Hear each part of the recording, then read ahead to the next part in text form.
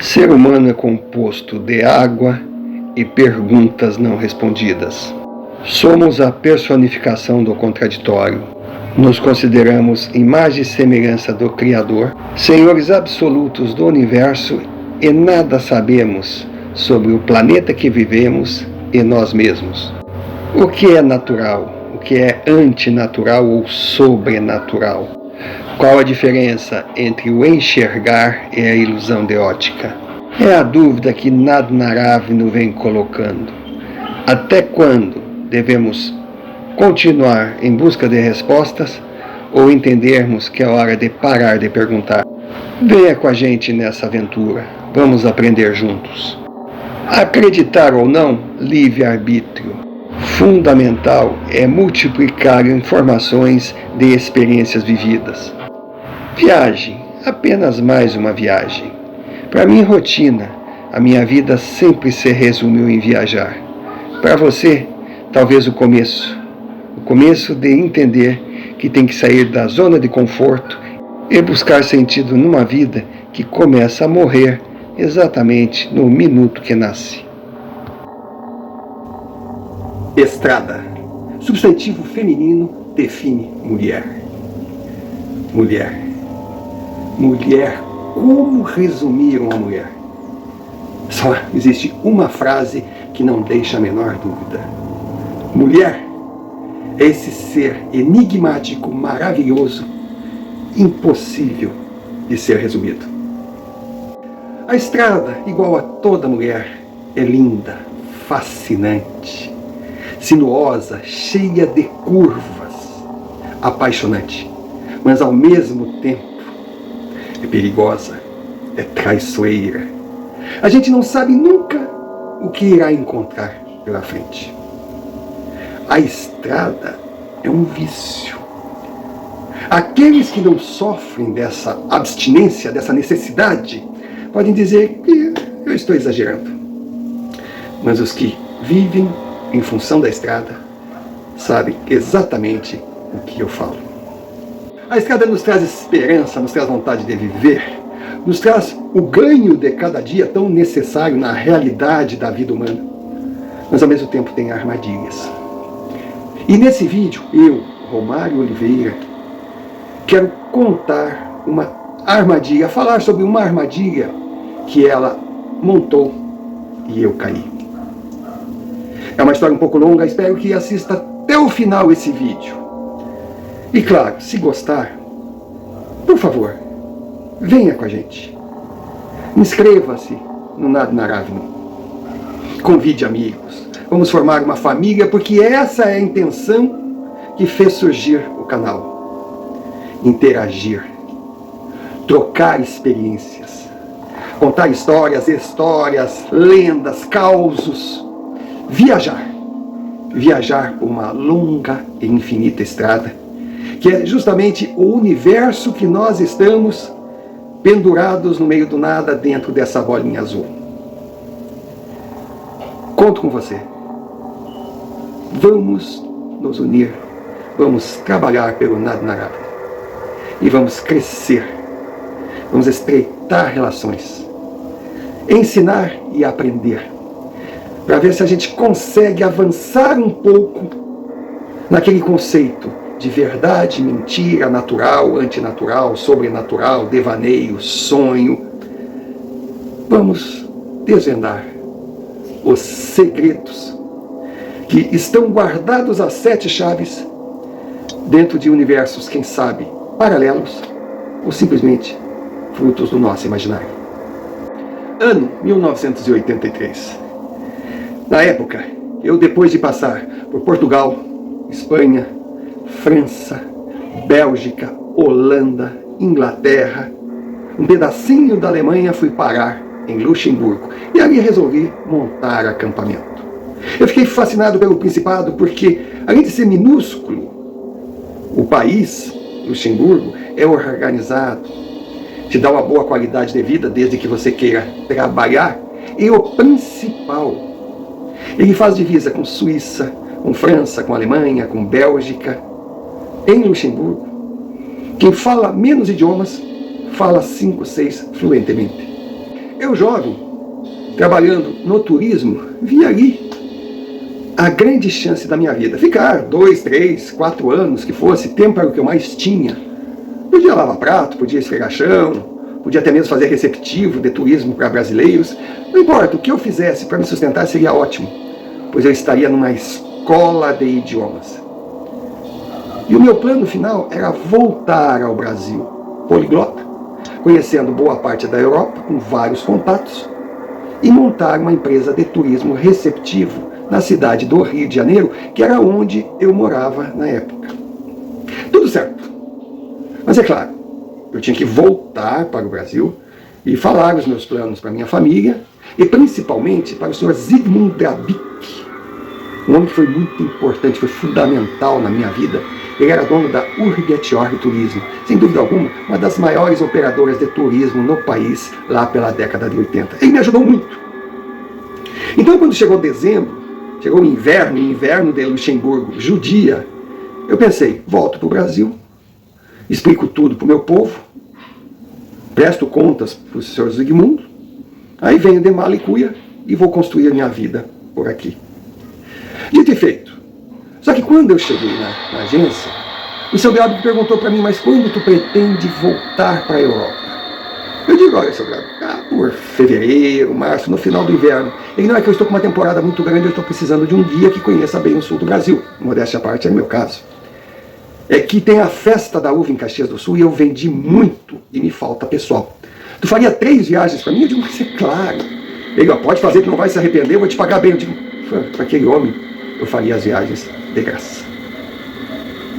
E, além de tudo, calhou que eu ia para o Rio Grande do Sul, poderia estar em contato com a minha família e explicar os meus planos futuros. Tudo dando certo. A primeira viagem correu perfeito. Aí cheguei no Rio de Janeiro, depois de 8 dias de festa da uva, e no outro dia embarcaria para a segunda viagem. E aí é que começa a nossa história.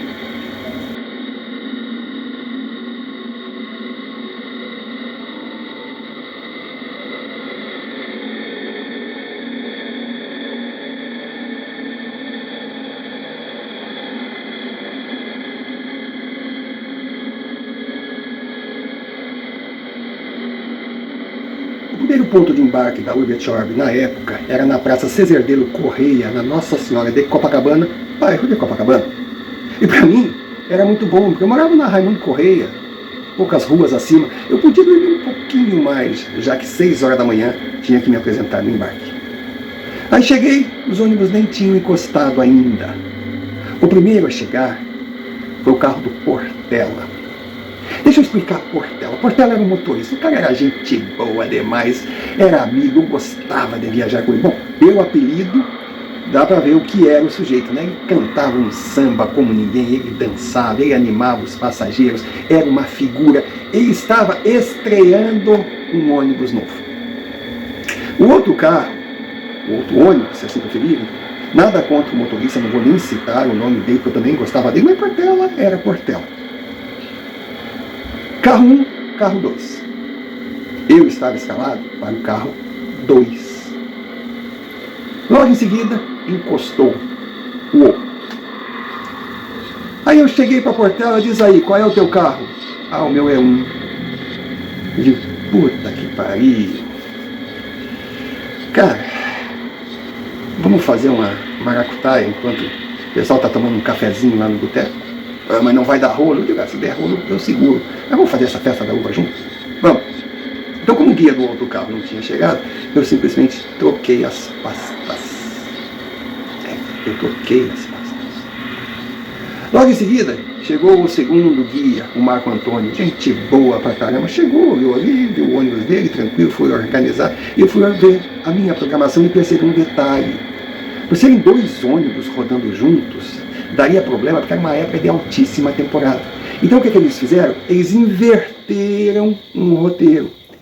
E essa inversão coube para o meu ônibus. Para mim, tanto fazia. Ao invés de sair pela Dutra e seguir direto para Blumenau, eu sairia por dentro pela Rio Santos e dormiria em São Paulo. Segundo embarque, Rua São José, esquina Rio Branco, no centro. Quando chegamos, embarcamos todo mundo e seguimos viagem. Eu já estava na Rio Santos, apresentando o ônibus, falando isso, falando aquilo, quando me deu um arrepio na espinha. Sabe aquele arrepio indesejável? Por quê? Porque na saída da Dutra tinha um monumento a São Cristóvão. Eu, em toda a viagem, desde o primeiro roteiro que fiz, eu fazia um sinal da cruz e pedia a São Cristóvão uma boa viagem, uma proteção. Naquela, eu não tinha um monumento. Eu digo, mas tudo bem, me abençoa São Cristóvão, vamos seguir. Cara, andamos mais alguns quilômetros e pá! Lá se foi o ar-condicionado do ônibus. O carioca, pelo menos na época, era o seguinte: eu podia apresentar para ele uma carroça, mas tinha que ter ar-condicionado. E com um detalhe, o ônibus que eu estava era janelas vedadas e o calor massacrado. Imagina o que eu passei. Olha, se fosse outra época, eu ligaria para a empresa e diria, manda outro ônibus, não tem jeito. Mas segui até Angra dos Reis. Aí pensei, eu vou fazer o seguinte, eu vou oferecer algo extra para compensar, pedir desculpas, e dizer que quando chegássemos em São Paulo a gente ia resolver, e oferecer uma visita a Angra dos Reis à usina. O povo aceitou. Quando eu cheguei na usina, não sei por que cargas d'água estava fechada para visitação naquele dia. Meu amigo, a minha moral não estava muito legal. Mas, vamos embora. Pronto, cheguei na região de Caraguatatuba, subi a Tamoios, entrei na Dutra por São José dos Campos, finalmente São Paulo. Em São Paulo, tipo 2 da tarde, estou entrando na Marginal Tietê, sentindo aquela pressão, aquela coisa, aquele mal-estar, de repente, pasmo, explodiu o para-brisa. Eu fiz assim, fechei os olhos, graças a Deus, não feriu ninguém. Cheguei a me arrepiar, eu digo, credo! Aí, já vim engolindo sapo aquela manhã inteira. Peguei o microfone, olha minha gente, é o seguinte, vocês têm toda a razão, o ônibus novo, vocês pagaram por ar-condicionado, não tinha ar-condicionado, nós vamos solucionar o problema, se Deus quiser. Se não der para solucionar, eu mando vir outro ônibus, amanhã a gente segue com outro ônibus, mas por favor, vamos melhorar o clima dentro desse ônibus. Até eu soltei um tô me cagando de medo, até o povo riu, descontraiu, coisa, tudo bem, combinado. Aí entramos, era a Marginal Tietê, o viaduto Casa Verde, seguia pela Avenida do Rude, passava ali por Campos Elíseos, o antigo Palácio do Governo, a Praça Princesa Isabel, que hoje infelizmente é lugar de crack, mas vamos seguindo, entrava na Avenida Ipiranga, a Praça da República, esquerda São Luís, seguia até chegar na Martins Fontes.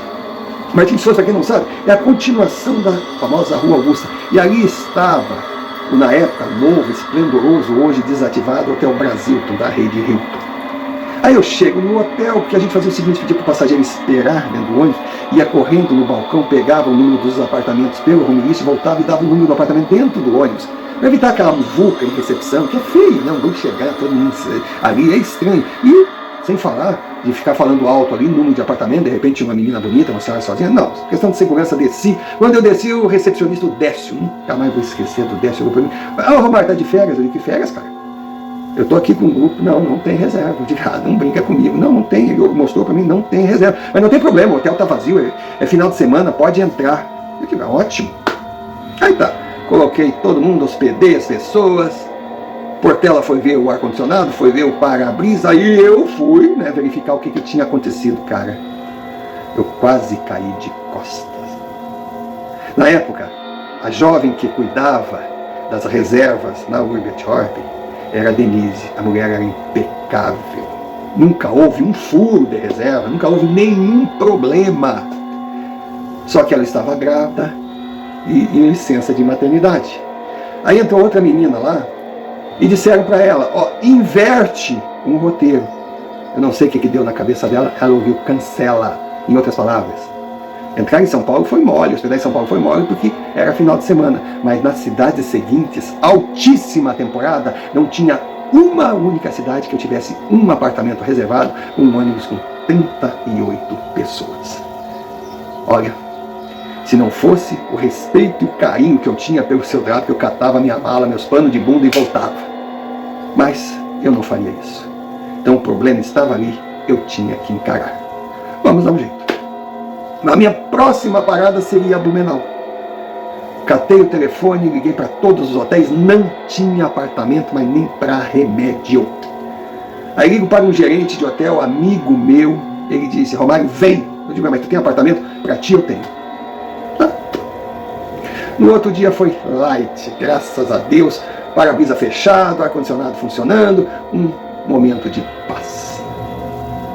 Aí segui pela Regis Bittencourt, Vale do Ribeira, passei por Registro, fui pela Serra, uma viagem muito bonita, Curitiba, desci em direção ao litoral de Santa Catarina, cheguei em Blumenau. Quando cheguei, estavam lá meus apartamentos, hospedei todo mundo, maravilha. Ainda perguntei para ele, para o gerente: pô, cara, muito obrigado, como é que tu fez? Olha, a gente tem que priorizar, tá? E eu fiquei ali resolvendo coisas, maldita hora, eu deveria ter subido para o meu apartamento. Nisso encostou um ônibus, mas só senhorinhas. E os apartamentos que eram para ser delas, que estava reservado, entregaram para mim. Eu me senti muito mal, principalmente quando chegou uma coisinha desse tamanho, devia ter quase 80 e poucos anos. Aí perguntou para a guia: ué, mas não tem apartamento para nós? Nós vamos dormir na rua? Cara, eu tive vontade de sumir.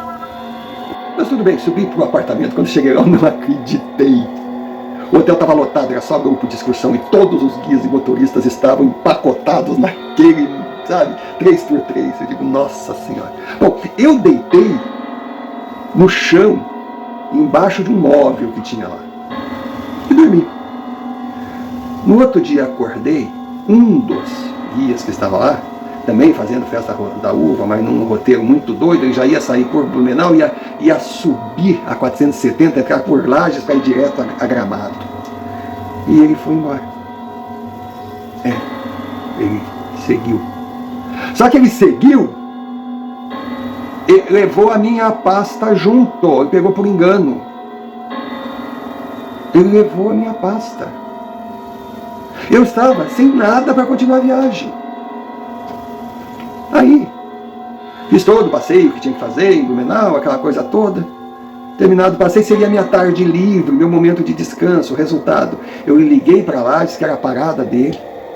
Aí, ele percebeu que estava com a minha pasta e disse: ó, estou mandando para um ônibus da Catarinense, mas esse ônibus não para em Blumenau. Tu vai ter que estar na rodoviária quando ele passar para pegar a tua pasta. Lá se foi a minha tarde livre, eu voltei para o hotel injuriado. Eu digo: meu Deus do céu! Mas tá. Outro dia, vamos para Porto Alegre.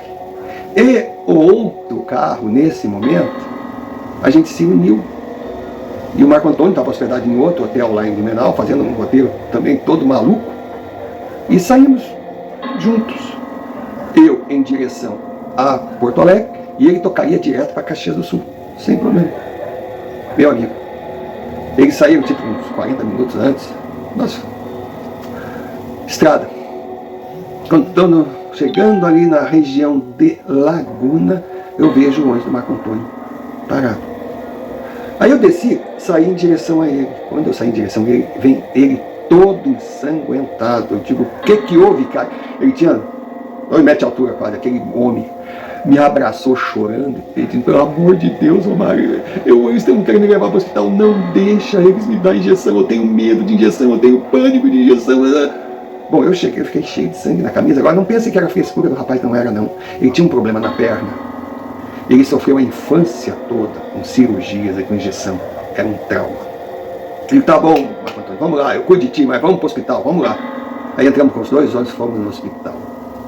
Aí foram dar injeção nele, eu só ouvi ele gritar assim: Romário, seu infeliz, seu mentiroso, tu prometeu, tu vai ver, tu vai pagar. Cada grito eu me sentia menor. Mas fiz o que fiz, porque ele precisava tomar injeção, porque o para-brisa dele também estourou. Eu acho que era a semana do vamos estourar para-brisa. Só que ele não teve tanta sorte que eu, e aqueles estilhaços vieram no rosto dele. A sorte que ele usava óculos, senão não sei o que aconteceria. Seguimos viagem.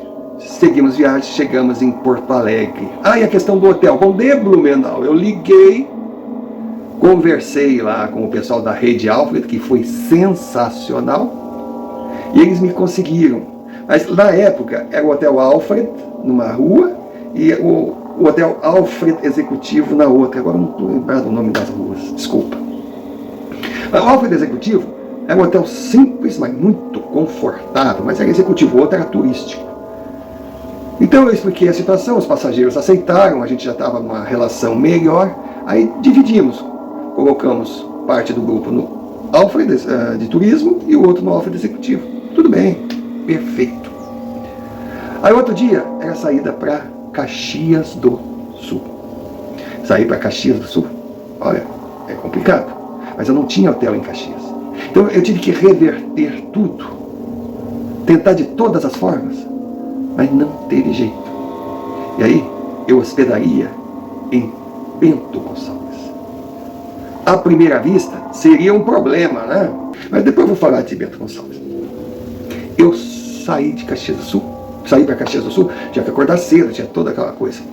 Aí levantei, tomei meu banho, tomei meu café, desci. Quando eu chego no outro hotel, cadê as malas? Faltou luz. Pela luz que está me alumiando, eu fiquei, como faltou luz? Não faltou luz. O pessoal está descendo de escada. De escada. É um hotel de seus 15 andares, pelo menos. Mas, tudo bem. Vamos atrás das malas. O povo já estava dentro do ônibus e nós carregando aquelas malas. Imagine, 12 dias de sul do Brasil, tamanho das malas. Pela escada. Aí contei, falta quantas malas? Não, faltam 3. Eu digo, bom, é do apartamento tal, vai buscar essas aqui, já pode entrar. Conferi as etiquetas, tudo certo. As malas entraram. Aí chegaram as outras 3 malas que faltavam. Era uma bolsa pequena, eu catei, botei aqui, 2 malas e saí para levar. Quando eu saí para levar, o ônibus estava... Imagina a avenida assim, tem a rua que entra à direita. O ônibus estava encostado assim. E eu vou pela frente do ônibus. Quando eu vou pela frente do ônibus, a porta estava aberta. Me entra um táxi e pega a porta do ônibus e freia, sem sacanagem. A distância entre as minhas pernas e a parte da frente do carro, eu acho que esmagava uma formiga. Eu fiquei paralisado, as malas caíram. Aí começa aquela guerra, aquela briga, aquela discussão, aquela isso, aquela aquilo. Meu Deus do céu, pelo amor de Deus, vamos embora, vamos embora, vamos embora. Tá aqui meu cartão, tá aqui isso, cara, eu tenho que ir, eu tô com um problema, Bom, Bento Gonçalves. Cara, quando eu cheguei em Bento Gonçalves, Hotel da Londer, eu nunca tinha ouvido falar. Sensacional, o pessoal nos esperando, um atendimento assim monstruoso. Ele disse para eu chegar cedo, porque já que eu tinha que dar um up para o passageiro, porque ele não ficaria em Caxias do Sul, ele tinha montado uma programação, sabe, um caminho de São Marcos e Casas Antigas, foi espetacular. A noite fechou com chave de ouro, um show gaúcho. O povo agradecia por eu ter colocado no Hotel da Londer. Então, seria mole. Da Londer, Festa da Uva. Festa da Uva, da Londer. Tá? Aí quando eu chego na Festa da Uva, quando eu vou para a arquibancada, me caiu a ficha. Mas vem cá, Romário, eles cancelaram essa viagem, não tem ingresso para ti. Como é que tu vai colocar esse grupo nas arquibancadas? Pode assistir da rua, todo mundo assistia. Pode, mas eles pagaram a arquibancada. E agora, Romário?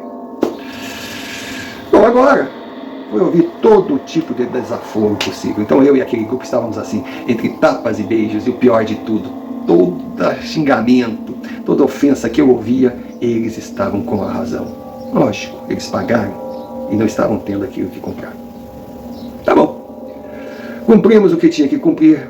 No mais, a Festa da Uva foi muito boa, o desfile foi incrível, os pavilhões estavam lindos. Aí, Gramado, nesse roteiro doido, né? A minha estava marcada para Gramado. Chego em Gramado, hotel Laje de Pedra, hotel maravilhoso, gigantesco, e pasme, mesmo sem reserva, lá eu tinha lugar. Entrei, coloquei todo mundo, mas de novo, a tripulação inteira, tudo que era guia motorista, estava num salão. E eu lembro, eu estava sentado assim, era uma mesa, um vidro, uma dessa espessura, uma mesa baixa de vidro. Eu olhava aquela mesa, pensando em tudo que tinha sido aquela viagem. Cara, do nada, eu juro pelo que tem de mais sagrado, aquele vidro dessa espessura partiu no meio na minha frente. Aí não tem homem que resista, né?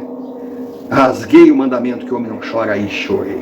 Eu vou embora, não é possível, eu vou embora. Para com isso, Romário, para com isso, não sei o que, para, veio, eu tinha uma menina, uma guia, puta, ela era linda, ela era gente fina, ela era maravilhosa, ela tinha a bondade, ela me abraçou assim, disse, Romário, se acalma, não se deixa derrotar, isso é bobagem, quebrou para todos nós, tu tá vendo coisas. Bom, tá bom. Pois bem, outro dia eu seguiria para Curitiba. Outro ônibus da empresa estava fazendo também tudo invertido, ia para Porto Alegre, aquilo estava uma zona. Vamos às malas. Tudo certinho, tudo bonitinho. Eu saía às 7 da manhã para ir Curitiba via Lages. O outro grupo ia sair às 8. Vamos conferir as malas, vamos conferir. As minhas etiquetas eram as verdes. Mala por mala, etiqueta verde, eu tenho 40 malas, tá tudo aqui, 40 malas, tá tudo certinho. Vamos embora. Vamos embora. Quando eu chego em Lages, uma ligação. Era o guia me xingando. Ele disse que eu peguei as malas dele e deixei as minhas lá. Eu digo, mas não é possível, eu conferi, cheguei lá, fui no bagageiro. Assim. Ele saía 1 hora depois. A gente sempre pedia para o passageiro colocar a mala do lado de fora do apartamento. Aí os mensageiros passavam e pegavam. Mas sempre uma meia hora antes do embarque. Pois bem, teve um casal que não sei por que cargas d'água, saiu antes, foi fazer uma caminhada e coisa, do grupo dele e colocou as malas muito antes. E as etiquetas deles eram iguais às minhas. Os mensageiros trouxeram as malas e deixaram as minhas que ainda não tinham sido colocadas no corredor. Até fica com um aviso para esses guias que estão começando, não veja só a cor da etiqueta não, é bom olhar o nome. E agora? Bom, agora era o seguinte, estava saindo também de Gramado, um ônibus de uma empresa mineira, com direção a Curitiba. Então, eles trariam minhas malas. E as malas que eu peguei, eu mandaria para Blumenau. Que daria tudo certo. Ele saiu, ia passar por Porto Alegre, ia dormir em Blumenau. Então aquela coisa da catarinense que levou a minha pasta, levaria as malas do cara. Perfeito. Chegamos em Curitiba, à noite nós tínhamos um jantar. Pois é, tínhamos um jantar no restaurante Madaloso, incrível, uma festa italiana. Chegamos lá, o povo subiu. E cadê o ônibus chegar? Cadê o ônibus chegar? Cadê o ônibus chegar? Aí me aparece, me desce o casal, gente maravilhosa. Ô Mário, cadê nossas malas? Eu pedi para os mensageiros procurar, não sei o quê. Mas as malas estão no hotel, claro que estão. Às vezes eles enrolaram, não sei o quê. Aí o cidadãozinho falou até, bom, então a gente vai sair para passear em Curitiba, tá? Aí quando a mala chegar, tu foi lá no apartamento, com certeza, eles foram passear em Curitiba. Eles voltaram, subiram. Aí teve uma hora que ele desceu assim. Tu tá mentindo para mim. Essas malas não estão aqui no hotel, não é possível. Se estivesse, a pessoa receberia e avisaria. Mesmo que tivesse em outro apartamento, as pessoas avisariam. Ninguém do nosso grupo saiu a não ser nós. Tu tá me mentindo, mas vou estar transtornado de repente, assim, ó. Olha para trás, o ônibus encostou. O ônibus encostou, o guia passou assim e deu um esbarrão. Aí eu olhei pro passageiro e digo assim, meu senhor, por favor, repete o que o senhor falou. É que as malas não estão aqui. Não é isso, não. Aquela coisa que quem recebesse no apartamento saberia que não era e teria avisado. Agora, me diz o senhor, quem é o único infeliz que não foi para o apartamento ainda? Eu! As suas malas estão no meu apartamento, só pode. Será? O senhor sobe lá que eu não. Ele subiu, eu peguei as malas no ônibus, levei para o apartamento dele, ó, tá aqui, desculpa. Não, acontece, outro tá cansado, nem foi, mas não, mas desculpa. Não, ainda digo, olha, fique tranquilo, eu já falei na recepção, o senhor pode tomar seu banho, sua esposa, tranquilo, tem um táxi me esperando para ele levar para o Mataus. Cara, eu desci, sem brincadeira. O hotel que eu estava era o Del Rey, fica bem do lado, assim, da Rua das Flores, o calçadão. Eu sentei naquele calçadão, olhei para cima e disse, mais uma.